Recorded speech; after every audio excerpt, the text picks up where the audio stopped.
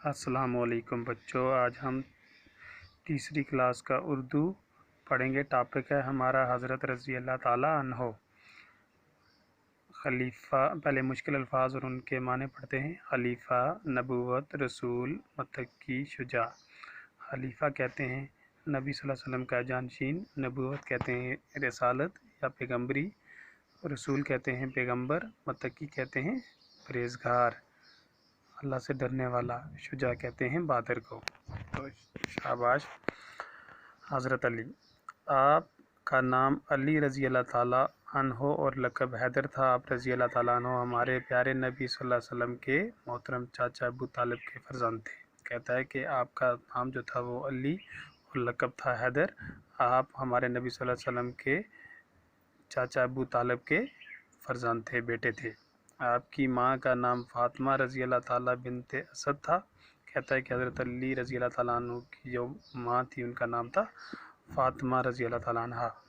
اس طرح آپ رضی اللہ تعالیٰ پیارے نبی صلی اللہ علیہ وسلم کے چچیرے بھائی تھے، یعنی کہ رشتے میں آپ رضی اللہ تعالیٰ عنہ نبی اکرم صلی اللہ علیہ وسلم کے چچیرے بھائی تھے۔ آپ رضی اللہ تعالیٰ کی عمر اس وقت 8-10 سال کی تھی جب پیارے نبی صلی اللہ علیہ وسلم نے اعلان نبوت کیا۔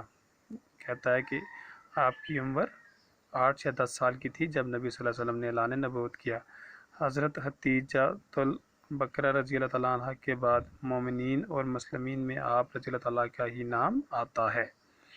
پیارے نبی صلی اللہ علیہ وسلم آپ رضی اللہ تعالیٰ کو بے حد پیار کرتے تھے۔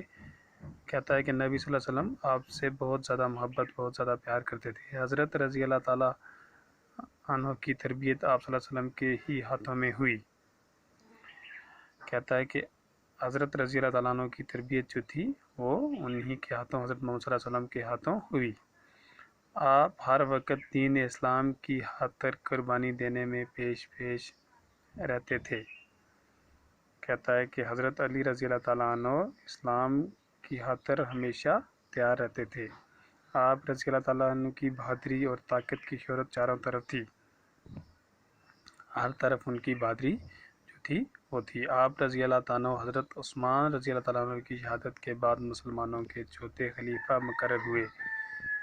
تو کہتا ہے کہ جس وقت حضرت عثمان رضی اللہ تعالیٰ عنہ کی شہادت ہوئی، یعنی کہ ان کا انتقال ہوا، تو اس کے بعد حضرت علی رضی اللہ تعالیٰ عنہ کو مسلمانوں کے چوتھے خلیفہ مقرر کیا گیا، مسلمانوں کا چوتھا خلیفہ مقرر کیا گیا، یعنی کہ حضرت رضی اللہ تعالیٰ عنہ مسلمانوں کے چوتھے خلیفہ تھے۔ تو شاباش، آج ہم یہیں تک پڑھیں گے۔ اب گھر میں جا کر اس کو اپنے اردو کی صفحہ کاپی پہ اس کو لکھنا اچھی طرح سے، اور اس کا مطالعہ بھی کرنا۔ آپ کو یہ پڑھنا بھی آ جائے گا اور آپ کا پیج بھی ہو جائے گا۔ شکریہ۔